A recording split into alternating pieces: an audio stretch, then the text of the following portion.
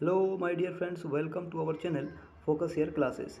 साथियों, आज हम आप सभी के लिए लेकर आए हैं वर्ग 2 में आने वाले या आ सकते हैं ऐसे क्वेश्चंस जो कि काफ़ी इंपॉर्टेंट हैं आप सभी की वर्ग 2 की एग्ज़ाम के लिए। ठीक है, जैसा कि आपको पता है कि अभी जो एग्ज़ाम हो चुके हैं, जैसे कि भाई टेट का वर्ग 2 का हो चुका है मध्य प्रदेश का। इसके बाद अदर जो स्टेट के एग्ज़ाम है टेट के, उनसे संबंधित क्वेश्चंस मैंने लिए हैं। और जो क्वेश्चंस टफ लगते हैं, जो थोड़ा समय लेते हैं, वो क्वेश्चंस हम इस सीरीज़ के अंदर करेंगे। ठीक है ना, तो आपके लिए काफ़ी इंपॉर्टेंट रहेगा, क्योंकि इनके जैसे ही क्वेश्चंस आपको परीक्षा में देखने को मिलेंगे जो आपको परेशान कर सकते हैं। तो हम उनको सॉल्व करेंगे, एक एक करके क्वेश्चंस करेंगे। आपको आए तो आप आंसर निकालिए, ठीक है, और यदि नहीं आता है तो मैं सॉल्यूशन इसका कर रहा हूँ। ठीक है, चलिए आइए देखते हैं। देखिए, पहला क्वेश्चन आपके सामने है। यदि बहुपद पी एक्स बराबर दिया एक्स स्क्वायर प्लस बी का शून्यक -2 और -3 है तो ए एवं बी है। यहाँ पे आपसे पूछा है कि भाई ए और बी का मान आपको निकालना है। ठीक है, ए बी का मान आपको निकालना है और आपके लिए एक बहुपद दिया हुआ है। जैसे मान लीजिए भाई ये आपका बहुपद दिया है एक्स स्क्वायर प्लस ए एक्स और प्लस बी, ये एक बहुपद दिया है। और हम जानते हैं कि शून्यक जो होते हैं, इन शून्यकों को हम मान सकते हैं कि अल्फ़ा और एक बीटा। ये आपने पढ़ा होगा, अल्फ़ा बीटा शून्यक होते हैं। तो अगर हम देखिए इस बहुपद के हिसाब से अगर देखें तो भाई अपने लिए देखिए यहाँ पे एक ए की वैल्यू क्या है, 1 है, बी की वैल्यू यहाँ पे ए बन रही है और सी की वैल्यू यहाँ पे बी बन रही है। तो हम एक सूत्र जानते हैं, उसके अनुसार इसको सॉल्व कर सकते हैं। अल्फ़ा प्लस बीटा बराबर, यानी कि शून्यकों का योगफल अल्फ़ा प्लस बीटा बराबर -b/a होता है। तो इसके अनुसार अगर हम देखें तो देखिए क्या बनेगा, -2 रख सकते हैं आप किसकी, अल्फ़ा की जगह पर, प्लस फिर बीटा की जगह पर रख सकते हैं आप -3 इक्वल टू माइनस का ये देखिए माइनस रहेगा। और बी की जगह पर अगर आप देखें तो बी की जगह पर यहाँ क्या है, देखिए बी की जगह पर अपने पास है ए, तो यहाँ लिखेंगे ए। और नीचे ए की जगह पर देखिए यहाँ दिख रहा है आपको बहुपद में एक, तो इसके नीचे लिखेंगे एक। तो इसको जब हम सॉल्व करते हैं तो ये माइनस और ये माइनस प्लस माइनस, तो ये माइनस के 5 हो जाएंगे जुड़कर, यहाँ माइनस का ए, तो माइनस से माइनस कैंसिल करेंगे तो यहाँ से ए की वैल्यू क्या निकल के आ रही है, देखिए 5। तो ए की वैल्यू 5 है। अब देखिए यहाँ पे ए की वैल्यू 5 कहाँ कहाँ पे, देखिए इसमें है और इसमें, तो ये दोनों में से कोई एक आंसर हो सकता है। चलिए आइए एक और चेक कर लेते हैं हम, अल्फा डॉट बीटा यानी कि शून्यकों का गुणनफल क्या होता है, सी बटे ए। आपको ये फॉर्मूले थोड़ा बहुत याद होना चाहिए क्योंकि बेसिक क्वेश्चन इन्हीं से होना है। ठीक है, तो अल्फ़ा की जगह पे हम -2 रखेंगे और देखिए इनका गुणनफल है तो यहाँ पे लिखेंगे -3, ये बीटा की जगह आप लिख दिया।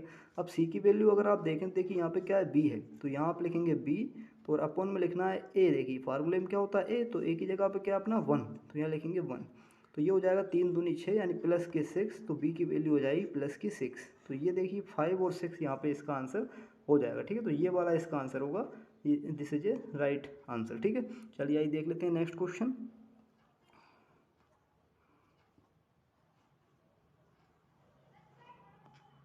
देखिए ये जो क्वेश्चन है ये आपका नेक्स्ट क्वेश्चन है। तो इस क्वेश्चन को हमें करना है कि भाई कैसे ये क्वेश्चन होगा। ठीक है, तो देखिए इस क्वेश्चन को आप पहले पढ़ लीजिए अच्छे से, इसके बाद मैं इसको कराता हूँ। तो देखिए आपको करना क्या, हम देख लेते हैं।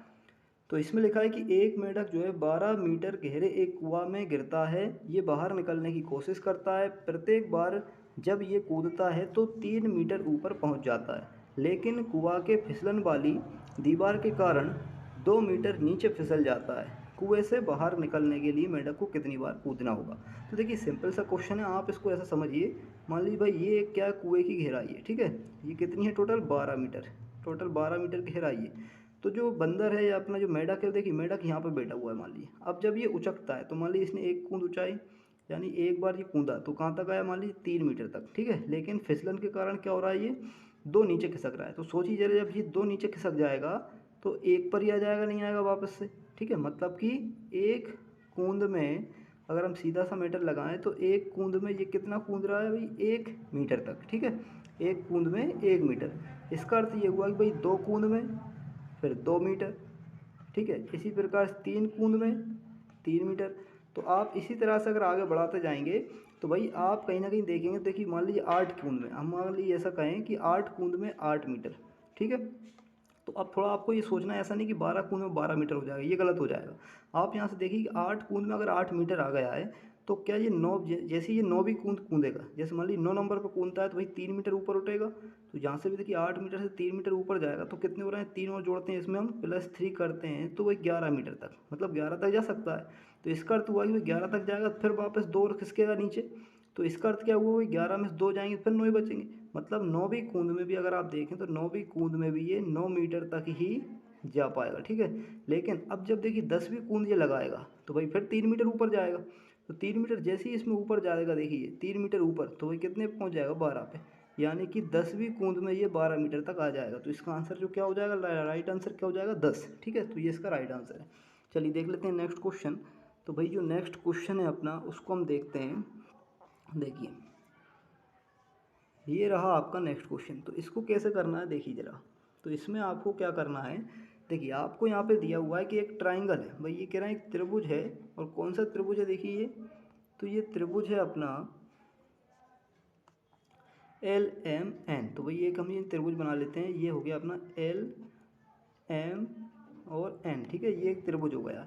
कह रहा है कि कोण M जो है 70 डिग्री यानी 70 डिग्री। तो कोण M चलिए मान लीजिए हमने बना लिया है 70 डिग्री, ठीक है। ये हमने 70 डिग्री कर लिया। अब बात यहाँ पे ये कह रहा है कि LM बराबर है NM।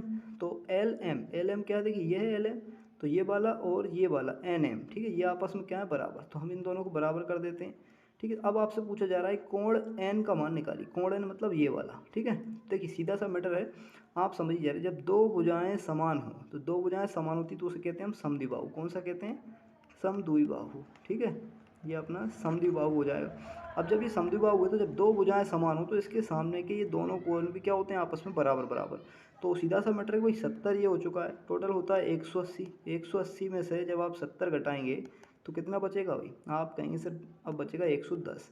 तो 110 डिग्री को अगर हम आधा आधा बांट दें, दोनों कोण समान है, तो 55 यहाँ पे हो जाएगा, ठीक है। तो ये आप बात ध्यान रखिए। तो ये यहाँ पे कोण एन की वैल्यू क्या जाएगी, 55 डिग्री। तो ये इसका राइट आंसर हो जाएगा, ठीक है। काफ़ी इजी क्वेश्चन है, लेकिन परेशान कर देता है कई लोगों को, ठीक है। तो आप कोणों से संबंधित भी क्वेश्चन देख लीजिए। चलिए देख लेते हैं नेक्स्ट क्वेश्चन। तो भाई जो नेक्स्ट क्वेश्चन है हमारा, देखिए वो क्या है, वो रहा आपके सामने ये, ठीक है।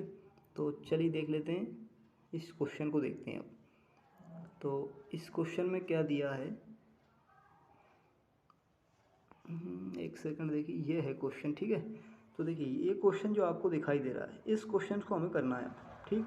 इस तरह के क्वेश्चन देखिए रहते तो आसान ही है, लेकिन थोड़ा सा टाइम ले लेते हैं और कुछ लोगों को समस्या भी आती है, इसलिए हमें इस तरह के क्वेश्चन को सॉल्व कर रहे हैं, ठीक है ना।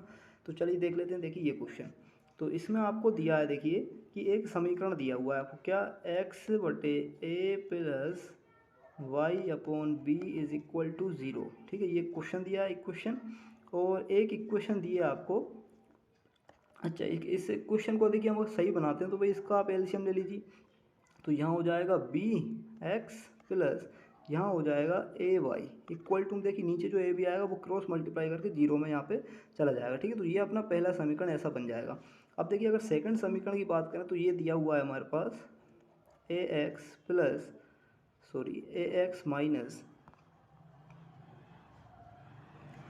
माइनस इसके बाद अगर आप देखें तो देखिए यहाँ दिया हुआ है by, ठीक है, और इज इक्वल टू, फिर आपको दिया है a² माइनस b², ये दिया हुआ है, ठीक है। अब आपको यहाँ पे क्या करना है, इन दोनों को सॉल्व करना है। तो समस्या ये है कि भाई दोनों अभी इक्वल नहीं है, तो इक्वल करने के लिए हम ऐसा कर लेते हैं कि भाई ऊपर वाली इक्वेशन को आप कर दीजिए किससे मल्टीप्लाई, b से मल्टीप्लाई कर देते हैं, ठीक है। किससे कर देते हैं, b से कर देते हैं, ठीक। या b से नहीं करना चाहें तो कैसे कर सकते हैं भाई, ऐसे कर लीजिए।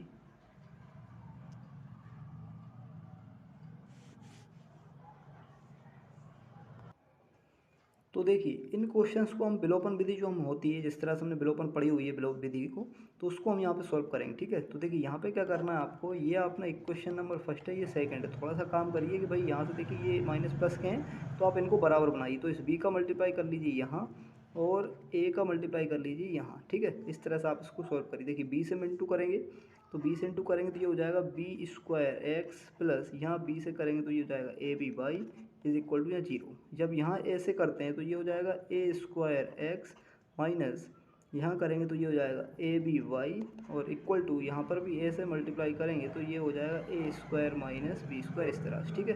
तो अब देखिए ये दोनों सेम हो गए हैं। अब आप चाहें तो इनको आप काट सकते हैं। अब ये जो बचा है इसको आप देखिए, यहाँ पे देखिए x² कॉमन हो जाएगा, अंदर बचेगा आपके पास a² प्लस का b², इस तरह से, ठीक है। और यहाँ बच रहा है देखिए a और साथ में a² माइनस b², इस तरह से बचा है।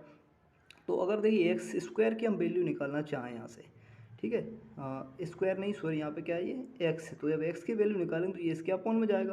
तो सीधा सा मैटर ये है कि भाई एक्स की वैल्यू क्या बन रही है यहाँ से, एक स्क्वायर माइनस बी स्क्वायर, और इसके बाहर है देखिए ए, और इसके अपॉन में है A square plus B square, ये बन जाएगी वैल्यू, ठीक है, जब ये इसके बटे में जाएगा। तो अब आप यहाँ पे देखिए कि एक्स की वैल्यू ऐसी कहाँ दिख रही है आपको, देखिए इसमें तो है नहीं, ये नहीं होगा, इसमें भी नहीं है, ये नहीं होगा। हाँ, ये देखिए इसमें आपको दिखाई दे रहा है एक्स की वैल्यू क्या दिख रही है, A square minus B square upon A square plus B square. बाकी यहाँ पे एक्स की वैल्यू में ऊपर प्लस दिया है, तो ये तो हो ही नहीं सकता, ठीक है। तो इसका जो राइट आंसर होगा वो सेकंड नंबर का हो जाएगा, ठीक है। तो इस तरह से देखिए आप इसको मिला सकते हैं, वाई की वैल्यू निकालने की आवश्यकता भी नहीं पड़ेगी आपको, ठीक है ना। तो क्वेश्चंस करने के लिए थोड़ी सी आपको समझ होना चाहिए, और जो आपने पढ़ा है उसको थोड़ा सा रिवाइज कर लीजिए अच्छे से, ठीक है। चलिए देख लेते हैं, देखिए नेक्स्ट क्वेश्चन। तो हमारा जो नेक्स्ट क्वेश्चन है वो रहा देखिए ये, ठीक है। तो इसको हमें करना है, तो अब इसको कैसे करेंगे वो आप देखिए ज़रा। तो इसको करने के लिए हम क्या करें, तो देखिए ये जो क्वेश्चन है इसके लिए करने के लिए आपको करना होगा क्या, तो देखिए हम पहले इस क्वेश्चन को करते हैं, ठीक है ना। तो इस क्वेश्चन में अगर आप देखें तो आपको क्या करना होगा, देखिए ज़रा, आपको लिखा है कि रेखिक रूप से व्यवस्थित 20 कोष्ठों वाली एक मधु कोश संरचना बनाने के लिए आवश्यक रेखाखंडों की संख्या ज्ञात कीजिए। तो देखिए यहाँ पे हमसे कहा गया है कि 20 कोष्ठों वाली, ठीक है, आपको एक संरचना बनानी है, और उसमें कितने रेखाखंड यानी कितनी लाइन आ जानी, ठीक है। तो देखिए ये कितने कोष्ठ दिखाई दे रहे हैं अभी आपको, 3, और हमें कितने बनाना है, 20। तो अब आप एक बात ध्यान रखिए कि भाई जब ये 3 कोष्ठ हैं तो इनमें देखिए खड़ी लाइन कितनी आ रही है वो समझिए ज़रा, 1 2 3 और ये 4, ठीक है, मतलब 3 कोष्ठ में 4 लाइन। और अगर हम बात करें भाई 20 कोष्ठ की, तो 20 कोष्ठ में ये खड़ी लाइन कितनी हो जाएंगी, तो भाई आप कहेंगे 20 कोष्ठ में खड़ी लाइन हो जाएंगी 21, ठीक है। तो 21 लाइन तो ये हो गई, तो 21 लाइन हो जाएंगी, 21 लाइन, ठीक है, 20 कोष्ठ में, सॉरी हाँ 20 कोष्ठ में, ठीक। अब देखिए इसके बाद बात हो रही है कि ऊपर वाली लाइन कितनी होंगी, ठीक है। तो ऊपर वाली गिनते हैं, देखिए 1 2 3 4 5 6, और यहाँ देखिए 7 8 9 10 और 11 12, तो 12 लाइन। तो अब सीधा सा मैटर ये है कि भाई एक कोष्ठ पे हमारी जो लाइन हो रही है, देखिए 1 और 2 और 3 4, ठीक है, तो 4 हो रही हैं, यानी एक कोष्ठ पे 4, 3 पे 4, चौथे पे यानी इन तीनों पे 4 4 हो जाएंगी इस तरह से। तो कहने का मीन ये है कि जब एक पे 4 हो रही हैं तो भाई 20 कोष्ठ पे कितनी हो जाएंगी, 4 से इंटू कर देंगे, तो ये हो जाएंगी 4 दूनी 8 यानी 80, ठीक है, 80 लाइन ये ऊपर की हो जाएंगी। तो इस तरह से अगर हम देखें ध्यान से, इनको अगर जोड़ देते हैं, टोटल लाइन कितनी हो रही है, 101, टोटल लाइन 101। तो इसका जो राइट आंसर हो जाएगा वो थर्ड नंबर का हो जाएगा, 101, ठीक है। इसको इस तरह से आपको करना है। चलिए आइए देख लेते हैं, देखिए नेक्स्ट क्वेश्चन। तो नेक्स्ट क्वेश्चन को हम देखें तो ये रहा देखिए आपका अगला सवाल, ठीक है। तो इसमें क्या करना है वो देखिए, तो इसमें आपको ये करना है कि कहा गया है कि देखिए पी समांतर क्यू, यानी ये कि लाइन है दो, ये इस तरह से जो आपको दिखाई दे रही है, देखिए ये पी वाली लाइन है और ये क्यू वाली लाइन, दोनों कैसी समांतर, और एल इसकी एक त्रियक रेखा है, तो बीच में से जो लाइन जाती है उसे त्रियक रेखा कहते हैं। अब आपसे कह रहे हैं कोण एक है 61 डिग्री, यानी देखिए यहाँ पे कितने डिग्री का, 61 डिग्री का, ठीक है। और कोण दो आपसे पूछा है कि कोण दो कितने डिग्री का बनेगा। तो देखिए आपने पढ़ा होगा कि भाई इस तरह से जब रेखा जाती है, ठीक है, ये समांतर रेखा है, तो यहाँ पे जो कोण बनता है और एक यहाँ पे जो बनता है इसे कहते हैं एकांतर कोण, ठीक, कौन सा कहते हैं, एकांतर कोण, अंतः एकांतर, ठीक है, अंदर के। तो यहाँ का कोण और यहाँ का कोण आपस में क्या होता है, समान। तो जैसा यहाँ पे 61 है तो यहाँ भी क्या हो जाएगा, 61 डिग्री, ठीक। और पूछा आपसे ये वाला, तो ये तो बहुत आसान हो जाएगा बताना आपको, क्यों, देखिए ये पूरी एक सीधी लाइन है, इसको कहते हैं हम 180 डिग्री की लाइन। और यहाँ पे देखिए ये बन चुका है 61, तो यहाँ का पूछा है तो एक तरह से संपूरक हो गया ना। तो 180 में से अगर आप 61 घटा लें तो जो बचेगा वो आपको पता चल जाएगा, यहाँ जाएगा 9 और यहाँ हो जाएगा आपका 119। तो इसका जो राइट आंसर होगा वो क्या हो जाएगा, 119, ठीक है। इसका राइट आंसर क्या हो जाएगा, 119, ऑप्शन में नहीं दिया है तो आप यहाँ पे चौथा ऑप्शन मान सकते हैं 119 डिग्री, ठीक है, ये इसका राइट आंसर। तो इस तरह से देखिए ऐसे क्वेश्चंस को हमें सॉल्व करना है, ठीक है। चलिए देख लेते हैं, देखिए नेक्स्ट क्वेश्चन। तो देखिए ये जो क्वेश्चन है ये आपका नेक्स्ट क्वेश्चन है, ठीक है। अब इसको कैसे करेंगे वो आप देखिए। तो इसके लिए आपको क्या करना है वो मैं आपको बताता हूँ। देखिए सबसे पहले आप क्वेश्चन पढ़िए कि लिखा है कि एक समानांतर चतुर्भुज ए बी सी डी। तो जैसे ही समांतर चतुर्भुज की बात आए तो पहले एक समांतर चतुर्भुज बना लो, ठीक है। तो इस तरह से मान लीजिए हमने एक समांतर चतुर्भुज बना लिया है, ठीक है। इसका नाम रख देते हैं कुछ हम, ए बी सी और डी, ये इसके 4 शीर्ष हो गए हैं। अब आपसे कहा है कि कोण सी डी बी कितना है 45, तो कोण सी बी डी कहाँ बनेगा देखिए, सी बी और डी, यानी कि ये इस तरह से इसको पूरे को मिला के ट्राइंगल बनेगा और सी बी डी कोण जानेगा यहाँ पे, यानी ये हो गया 45 डिग्री, ठीक है। फिर कहा है कोण डी ए बी, तो डी ए बी यानी यहाँ पे जो बना वो बनेगा 65 डिग्री, ठीक है। अब आपसे कहा है कोण सी बी डी बताइए, तो कोण देखिए सी बी और डी कौन सा बताना है आपको, कोण सी बी डी आपको बताना है। अच्छा देखिए यहाँ पे जो दिया था सी डी बी दिया था, बीच में क्या था यहाँ पे डी, तो कोण यहाँ पे है अपना 45 डिग्री, कितना है ये डी पर है, ठीक है। और आपको बताना है यहाँ का कोण, तो ये मैं आपको अभी ये मिटा देता हूँ, इसको हमें बताना है, ठीक है। तो सी बी डी को हमें बताना है, यानी ये बीच में देखिए जो भी आता है कोण वहीं पे बनता है, ठीक है। जैसे बीच में बी है तो हमें बी का कोण बताना है, तो बहुत आसान है, देखिए कुछ नहीं करना है आपको। आप ध्यान रखिए समांतर चतुर्भुज हो या समचतुर्भुज हो, इनके जो सम्मुख कोण होते हैं आपस में समान होते हैं। तो जैसे अब यहाँ पे अगर 65 है तो इसके सामने का भी क्या हो जाएगा 65, जब यहाँ 65 हो गया तो भाई अब देखिए यहाँ 65 है तो ये एक तरह से त्रिभुज है, ठीक है। अब ये त्रिभुज है तो हमें देखना है कि 45 यहाँ और 65 यहाँ, तो टोटल कितना हो गया भाई 45 और आप 65 जोड़ेंगे तो आ जाएगा आपका कितना 110। अब जो शेष बचेगा वो यहाँ बचेगा, यानी 70 डिग्री और बचेगा, तो टोटल कितना हो जाएगा 180 योग हो जाएगा एक त्रिभुज का। यानी यहाँ पे कितना डिग्री का कोण आ सकता है, यहाँ पे आएगा आपका 70 डिग्री का कोण, ठीक है। तो ये इसका राइट आंसर हो जाएगा। इस तरह से इस क्वेश्चन को हमें करना है। चलिए आइए देख लेते हैं अब अगला क्वेश्चन। तो जो नेक्स्ट क्वेश्चन है अपना, नेक्स्ट क्वेश्चन ये रहा आपके सामने। तो इसको देखिए किस तरह से करेंगे हम, वो मैं आपको बताता हूँ। ये दिया देखिए, इसमें कहा गया है कि पी एक्स बराबर एक बहुपद दिया है आपको त्रिघाती, और इसका घटक है x माइनस वन, तो m का मान निकालिए। देखिए घटक का मतलब होता है जो x माइनस वन ये दिया है ये घटक है, घटक मतलब इसका ये शून्यक है ना, शून्यक नहीं कह सकते तो हम गुणनखंड कह दीजिए, और गुणनखंड से हम बना सकते हैं शून्यक, यानी शून्यक बनाने के लिए बराबर में रखिए 0 और इससे मान निकाल दीजिए x का, तो x का मान क्या आ गया देखिए 1, और जब x का मान 1 है तो उठा के जब ये 1 हम इसमें रखेंगे, यानी जब भी कोई शून्यक को वापस से बहुपद में रखते हैं तो हमें आंसर क्या मिलता है शून्य, यानी ये x बराबर 1 जैसे ही हम इसमें रखेंगे तो आपको उत्तर किसके बराबर मिलता है शून्य के बराबर, ठीक है। तो हम इसको ऐसा कह सकते हैं कि देखिए यहाँ पे 1 रखा, ये x की पावर 3 थी तो ये 3 प्लस 6 1 का स्क्वायर माइनस 2 इंटू 1 माइनस का 5m इक्वल टू क्या आएगा 0, क्योंकि जब भी हम शून्य को वापस से इस बहुपद में रखेंगे तो आंसर हमें 0 के बराबर मिलता है, ठीक है, तभी वो शून्य कहलाता है। तो अब इसको हम सॉल्व करें तो 1, यहाँ पे देखिए 1 का 6 में इंटू करेंगे 6 माइनस ये 2 एकम 2 और माइनस के 5m इक्वल टू 0। इसको और हल करें देखिए 7 में ये 2 घटाइए 5, तो माइनस के 5 और इक्वल में भी माइनस के 5m और यहाँ पे भी माइनस के 5, ये माइनस से माइनस कैंसिल हो जाएगा और m की वैल्यू निकालेंगे तो 1 आ जाएगी, तो m की वैल्यू 1, ठीक है। तो 1 इसका राइट आंसर हो जाएगा, ये इसका राइट आंसर है, ठीक है। तो चलिए आइए देख लेते हैं अब नेक्स्ट क्वेश्चन। इस तरह से इन क्वेश्चंस को हमें करना है, ठीक है। अब देखते हैं, देखिए अगला क्वेश्चन, आपके जो आंसर सही होते जा रहे हैं वो आप बताते जाइए, या आपके जितने भी क्वेश्चन सही हों इसमें से जो आपने करे हो वो आप कमेंट में करके ज़रूर बताइए, ठीक है। चलिए देख लेते हैं, देखिए अगला क्वेश्चन। तो ये रहा देखिए अगला क्वेश्चन, ठीक है। तो इसको कैसे करेंगे वो आप देखिए, ये है नेक्स्ट क्वेश्चन। तो इसको तो देखिए ये एक मेथड से आधारित है, यानी कि ये है एक थ्योरम पे आधारित, ठीक है। यहाँ लिखा है दो त्रिभुज ए बी सी और डी ई एफ दोनों कैसे हैं समरूप हैं, तो समरूप कैसे बनाते हैं पहले हम बना लेते हैं। तो ये बना लिया, मान लीजिए हमने ए बी और सी, ठीक है, और एक दिया थोड़ा सा बड़ा कर लेते हैं और रहेगा समरूप। समरूप मतलब होता है कि देखने में एक जैसे हों और आकृति अलग अलग दिखाई दें, ठीक है। या हम इसको कहें कि संगत कोण बराबर हों और संगत भुजाएं समान अनुपात में हों। तो ये दिए, अब कह रहे हैं कि इनके क्षेत्रफल का अनुपात दिया है। ये देखिए सीधा सा मैटर है, जब भी आपको क्षेत्रफल का अनुपात दिया हो, ठीक है, तो क्षेत्रफल का अनुपात कितना दिया है देखिए ये दिया है। जब क्षेत्रफल का अनुपात दिया और कह रहे हैं संगत भुजाओं का अनुपात बताइए, तो भाई संगत भुजाओं, तो देखिए भुजा का जब भी अनुपात पूछें तो आपको क्या करना है, इनका वर्गमूल निकाल देना है केवल, ठीक है। तो वर्गमूल क्या आ जाएगा देखिए, वर्गमूल आ जाएगा इसका 5 और अनुपात 3। कैसे भाई, इस पर वर्गमूल लगा दीजिए ऐसे, ठीक है। तो क्या आ जाएगा 5 और 3 ही तो आएगा वर्गमूल, ठीक है। तो जब भी क्षेत्रफल का अनुपात हो और भुजा का पूछें तो आप वर्गमूल लगा दीजिए, ठीक है।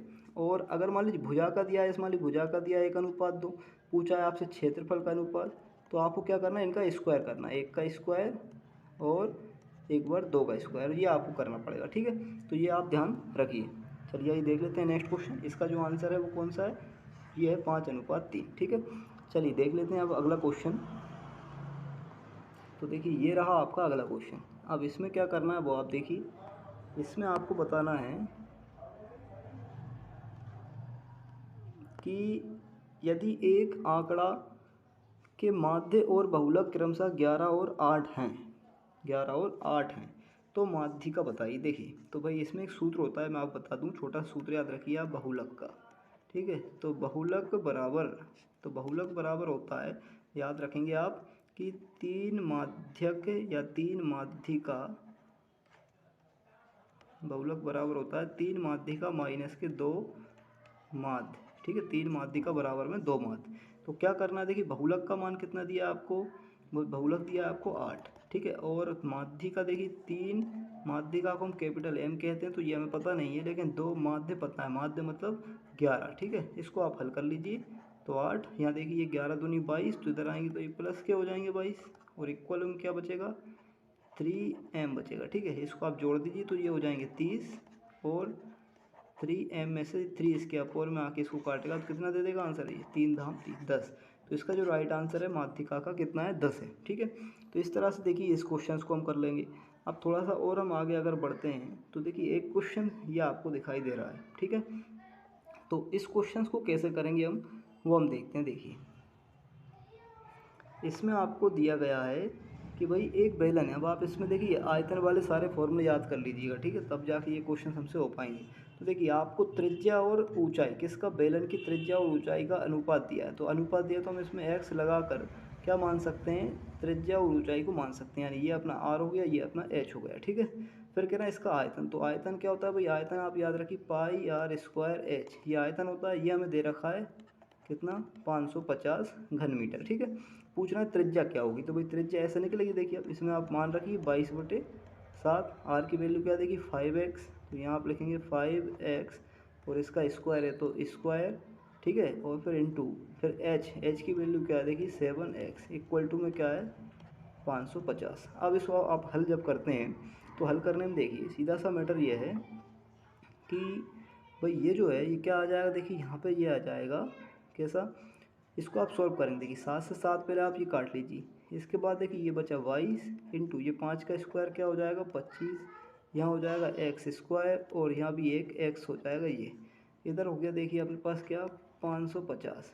तो जब हम यहाँ से एक्स स्क्वायर और इस x का जब इंटू कर देंगे तो ये बन जाएगा x की घात 3। ठीक है, और 550 के बटे में जो है हम ले जाएंगे इसको 22 को, इसके बाद 25 को, तो ये इसके बटे में आ गए। अब आप चाहे तो इसको काट दीजिए, 11 दूनी 22 और 11 पंजे 55 और 0 का 0। ठीक है, इसके बाद देखिए ये भी देखिए 25 से 25 कट जाएंगे, 25 दूनी 50 होते हैं, और 2 से देखिए ये 2 कट जाएगा। ठीक है, तो इस तरह से देखिए कुल मिलाकर क्या बचा, x की घात 3 बराबर 1, मतलब x बराबर हो गया 1। तो x की वैल्यू 1 है। जैसे हम इस x की वैल्यू ध्यान रखेंगे तो 5 इंटू 1 क्या हो जाएगा 5, तो 5 सेंटीमीटर जो है इसकी त्रिज्या आ जाएगी। ये हमसे पूछा था, ये इसका राइट आंसर है। ठीक है, इस तरह से इस क्वेश्चन को हमें करना है।